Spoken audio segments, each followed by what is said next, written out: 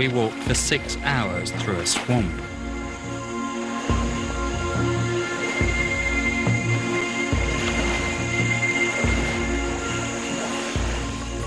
It became clearer and clearer that I didn't have what it takes to be a primatologist. My only hope was that the pygmies weren't quite as driven as the redoubtable cricket.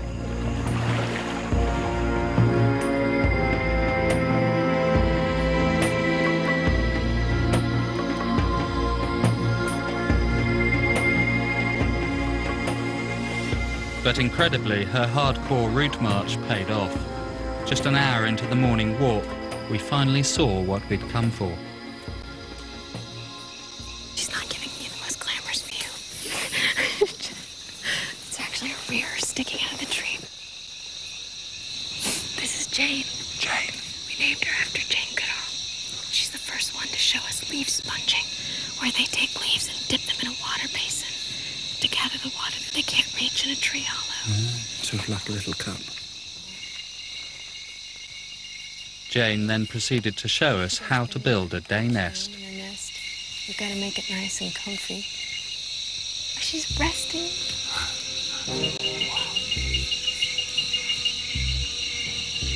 You are incredibly fortunate. Yes, I think I appreciate it.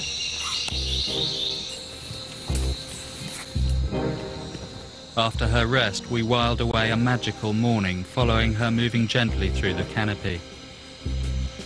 I could only hope that in the weeks ahead I might come to be 1,000th as relaxed as she was in the forest.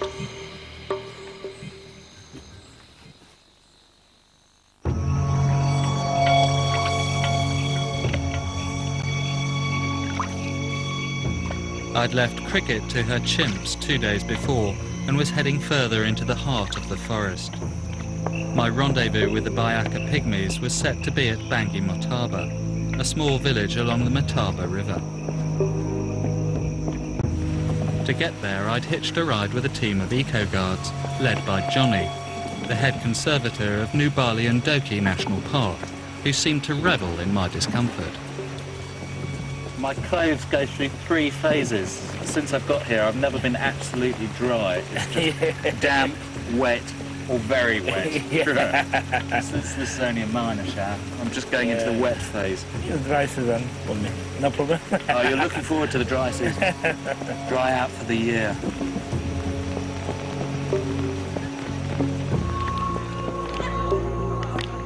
Bantu and Baka turned out to be a Bantu village. Bantu is a term used for any non-indigenous settlers. These incomers to the forest kept to the river margins. The Pygmies village was just an hour's walk into the jungle. Bonjour. But good manners dictated that I pay my respects to the village elders here first. C'est Jean-Pierre. Jean-Pierre, bonjour. Bonjour. C'est un très joli village, je crois. It quickly became clear that it would be rude not to spend at least a few days in the village. But I thought it would be an opportunity to experience the life led by these Bantu, who have a strong distrust of the interior of the forest. The following morning, my self-appointed tour guide, Jean-Pierre, marched Johnny and me down to the river, which was, he told me, the lifeblood of the village. He decided what I really needed was a paddling lesson, which all seemed relatively straightforward, until the arrival of the boy on the waterborne skateboard gave my host another idea. I can swim, but what about things like, I don't know, crocodiles? Crocodile, yeah, well, in this river. What, out there? Ah, yeah. Yeah, okay, well, I don't think... Yeah, it's better. Les crocodiles aiment les Anglais? Non, les crocodiles n'aiment pas les Anglais. Ils sont contre les Blancs.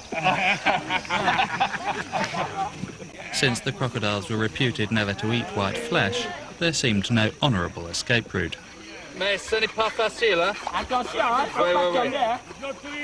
Faut pas tomber. Oui. Very, very difficult. Very good. Despite the entertainment I was providing, I felt 2 immersions were enough to prove that crocodiles didn't eat the English. so I gave up my Silver Surfer impressions and got into some dry clothes. The next part of Jean-Pierre's tour of village life illustrated the abundance of this environment. So is this the best place to fish? Yeah, it's the best one. Off the main river? But you can find many places like this. Special, good place for... There the riverbank looks impenetrable, there are myriad little side streams if you know where to look. I don't know if you have a chance. Oh, there's one there. Fish. Yes, look at that. Yeah, wow. The Bantu seemed to expend as little energy as possible in surviving, and the jungle was full of labour-saving surprises. These ancient palms have a sap that is naturally fermented. They are living demijohns. The only work required is to get up to the top of the tree. The Bantu tap them by slicing off the top and inserting a tube into the stem. The sap drains off into a container. Every day, 25 liters. That's phenomenal. Yeah, What a distillery, blimey. Gosh. yeah, but I wondered where else in the world you could hang out a bucket and expect it to fill up with booze. Somebody in Brazzaville likened the forest in Congo to Eden, saying it was untouched, just like God made it. And that thought's returned to me since I arrived in this village, because people have a good time of it here. There are fantastic rivers, teeming with fish, palm wine. No one seems to overexert themselves here. They have a good life, and I'm enjoying myself. There was one disturbing aspect to life in Bangi Mataba. I'd seen a handful of Baka during my stay here, but always laden down with heavy loads or doing menial tasks. When I asked Jean-Pierre and another elder about them, it became clear that the relationship between Bantu and Baka was far from simple. Thieves? they're stealing... Oh, really? Pygmies steal things? in the field every time. Yeah. Really? They steal from where? From houses? For the field. Ah, from the fields. Right, right. Johnny didn't agree with the sentiments he was translating, but it became clear that the Bantu's distrust was built on a generalized fear of the forest. They saw the Baka as almost subhuman precisely because of their ability to thrive in the place where no human ought to be, the forest. On my last day in Bangi Mataba, I got a glimpse of what fueled the Bantu's fears.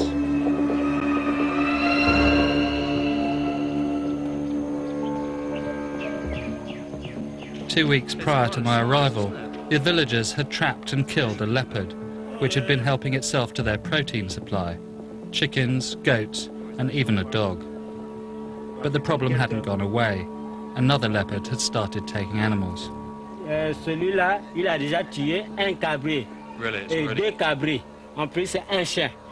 Already killed 2 goats and a dog. You have a problem. Paradoxically, when the forest invades the village, the Bantu seek help from the forest. Like everything that is not human, Anglimoto, the guardian spirit, lives out there. He was summoned to drive away the marauding leopard. He's a complicated being, half man, half spirit, part protector, part dangerous mischief maker. So, the forest is where he lives, is it? Yeah, he's living in the forest. And is he a good guy, a bad guy? He's a good guy for the life of the village. Okay. Yeah, okay. Jean-Pierre later explained that Anglimoto understood everything that went on in the surrounding forest. If I respected him, he advised, I would get protection. If not, he warned, he could cause me trouble.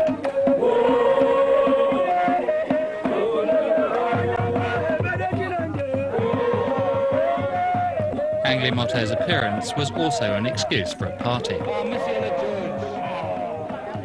And you have the biggest cup. Very sensible. Yeah. Blimey, he's doing it in one go. And once well fortified by the wine, it was time for the party games. Inevitably, a dugout race on the beloved river.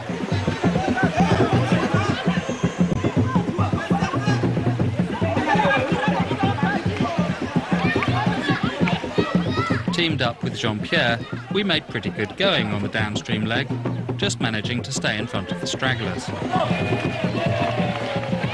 But after the upstream turn, the current started to take its toll, and despite raucous support, we faded drastically.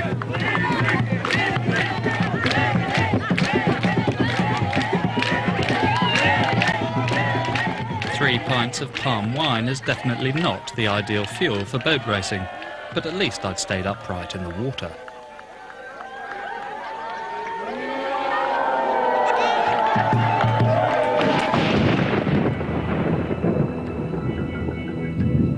The rain was a timely reminder that this would be my last night under any permanent shelter. Tomorrow I was leaving this riverside Eden, going to confront what the Bantu fear most, a Baka hunting trip into the depths of the forest. What about building these leaf shelters? Are they easy to build?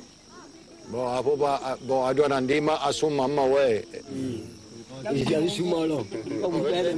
you'll be able to do it. They do? Yeah, if they teach you a little bit. Of course, yeah. I think you'll be able to do it. That really does look pretty easy. I confess, 17 years I've never tried it. Perhaps you and I ought to have a race then. The pygmies get nearly all their food from the forest during these hunting trips, and they certainly seem to pack light, taking only axes, nets for hunting, cooking equipment, and astonishingly some insurance against wet matches. So are we taking any food at all? I think some of them are taking a little bit of manioc and some palm oil nuts. We need to be successful in the hunt. They have to be successful, yeah. We have to find food every day. The Baka evidently had complete faith in their ability to provide for themselves. I was determined to live as they did for the week of the hunting trip, so I deliberately left behind all my Western comforts and provisions. As we headed off, I tried to remember the last time I'd gone for a day without food, and ominously concluded that I never had. Unlike the Bantu, who clear the forest margin for agriculture, the pygmy tribes of the Congo Basin are the only people who have the knowledge to survive deep in the forest.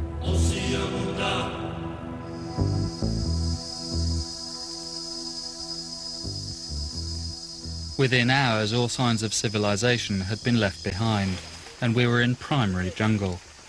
As I'd found at crickets, it all looked oppressively the same. Yet the Baka walked confidently through the maze of elephant trails as though they were signposted. Oh, here it is. Home for the next couple of weeks. Wait, this is where we're making camp? We're making camp here. Okay, fine. Good. Doesn't look any different from the forest, but... It may not have looked different, but apparently it was perfect. It was brooms to the deck and up with the shelter. I watched in amazement as the women emulated the latest design in domed tents. 10 minutes for the frame made from supple saplings, followed by a fly sheet of ngungu leaves. They're just sticks and leaves, you know, sticks and leaves. A house out of sticks and leaves. So I don't think that's that much of a challenge, actually. How difficult could it be? In front of a critical-looking audience, I set about making my own accommodation.